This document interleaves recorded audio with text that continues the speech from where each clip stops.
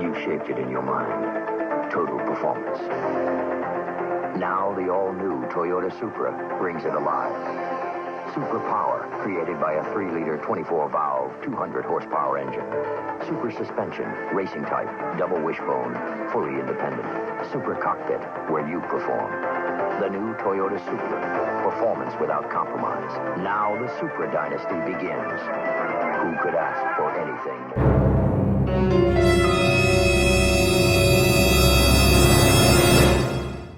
All right, so I have a few updates to show you, but pretty happy with how this turned out. I'm not gonna lie. It's growing on me more and more. Really good job that AutoExtrude did with matching this color. Really happy with that. So jumping into accessories and charging ports and my recommendations. So wiring is something that I enjoy doing for the most part. And we basically have been working on trying to wire the interior of this so far with adding on charging ports and accessories, kind of modernizing the car.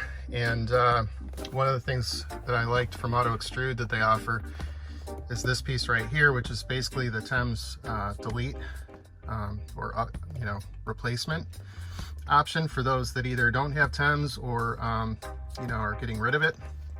You can buy this panel from AutoExtrude, and it comes in black, just raw plastic, but I installed vinyl over it just to kind of match and blend in a little bit better. And I removed the 2 switches that it comes with and installed my heated seat controls here, which turned out pretty decent. Now, one word of advice that I'd give to you, the only there's 2 negative things that I'd say about this mod. One is that the green display is very, very bright at night. So I wish that there was a way to dim it. You could probably pull it apart and modify it, but maybe put some tin over top, but that's just one negative thing. I wish we could change the color of it, but it has a really cool provision. It fits like a glove. It looks really good, and it works really well. So that's about all the complaint I have in terms of functionality. Now, the second complaint is with the installation. So it comes with straight spades on the back, and when you go to install it, those spades barely will clear on the back side. So what I'd recommend is you order these right angle spades, and use these right angle spades because they are a lot more shallow when they mount on the posts of the back of this. And when you go to push this piece down, it won't interfere as much with the carpet and whatever is underneath there. So that is one word of advice. There are 3 more charging ports that I added in here. And basically, if I were to turn this on, you can see it lights up. And basically what this is it's got 2 USB-Cs, high power charging capacity, and then a USB standard 3.0 in the center.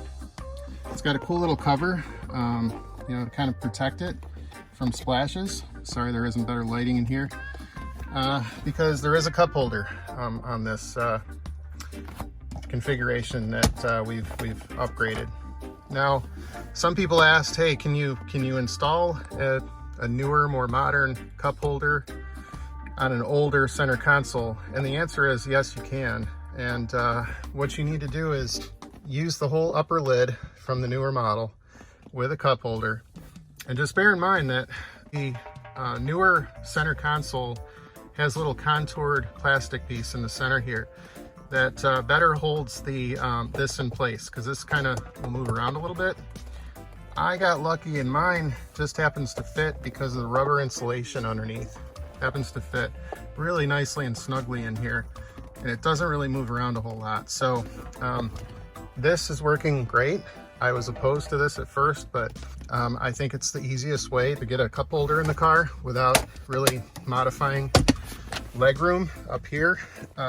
So we do have a charger in here. I figured that if I'm going to shows Car shows, you know, I could throw my phone in here and charge it as I'm walking around, throw it all in the center console, kind of out of sight. And I like the fact that it has this little door to kind of prevent splashing from, you know, getting inside of here. And basically I have 5 charging ports now. That's really cool. I installed a fuse panel over on this side behind the carpet, which is easy to access, and you know, I'll make sure to note that in the records for the car so that whoever owns this car will always be able to change the fuse. Got the old school Sony radio in here, and she's still ticking, and I've had this since probably 1999 roughly.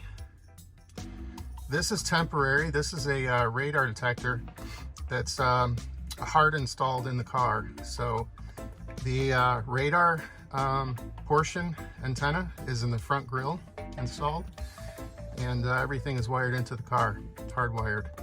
So it's a cool little kind of system that sits out of the, you know, view of the windshield, and works, you know, like a standard radar detector. It actually has laser as well. Now this is quite an old piece, but I just figured I'd throw it in. It's got some cool features that it tells me the outside temperature, and it's just kind of cool to, I don't know, take me back to the old days when my radar detector would go off. So in any case, that's about all the upgrades I can share at this time. I'm still working away on it.